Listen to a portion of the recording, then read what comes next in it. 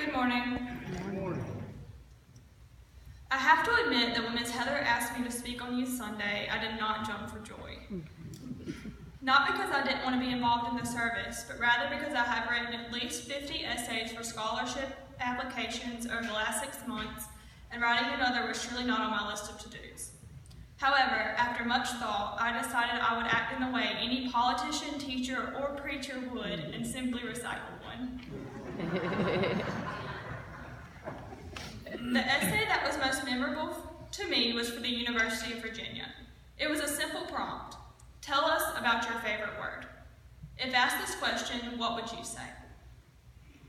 It doesn't have to be anything complicated, just one that has meaning to you. This is what I wrote.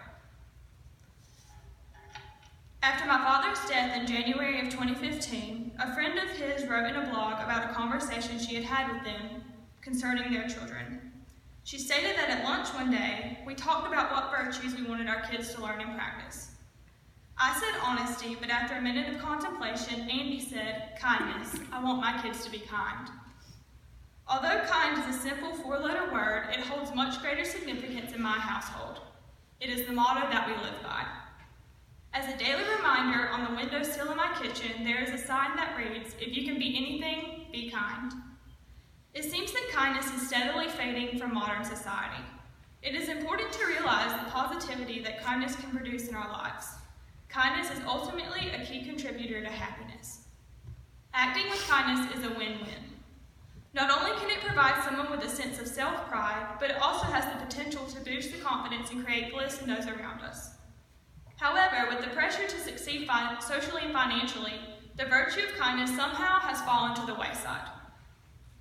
In The Art of Being Kind, Stephen Einhorn wrote, being kind to our fellow humans is a precondition to becoming truly successful. Goodness and kindness are the single most important factors when it comes to how successful we will be in our lives. A doctor can show compassion to his or her patients, a police officer can have empathy for a victim, and a nurse can hold the hand of a hurt child. It is my belief that kindness and success can always be synonymous. No matter what your life's work, you can always be kind.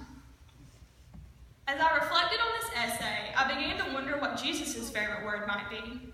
It didn't take much research. I just asked Siri, and she said, there are 788,258 words in the King James Bible. Of these, 14,565 are unique. Further research found that simple words such as and thee are the most common, but that the word come was used over 2,000 times. While come is also a simple 4-letter word, it holds much greater significance. Here are just a few times the word come is used in the Bible.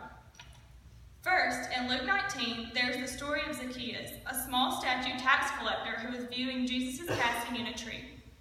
When Jesus saw him, he said, come down, Zacchaeus, I'm going to your house today.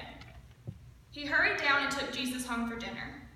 He was so moved by the presence of Christ that he said, Lord, I'll give half of all I have to the poor, and if I have cheated any man, I will pay him back fourfold.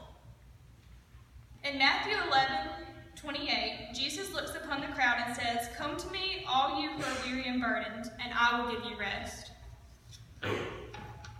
In 2 Corinthians 6:17, we read, wherefore come ye out from among them, and be ye separate, saith the Lord. As Christians, we must separate ourselves from the world and live lives that are devoted to God. Finally, when John, the beloved disciple, was on an island, he said a door in heaven opened up, and he heard a voice like a trumpet saying, come up. Throughout the Bible, Jesus calls us to him. He encourages us to come to him in stressful times, lonely times, and in good times. While it may not have been his favorite word, come is undoubtedly a significant phrase to Jesus. As Betsy, Caleb, Wilson, and I leave home this year for college, it is nice to know that we can all come home to a church family that has nurtured us with kindness for the past 18 years.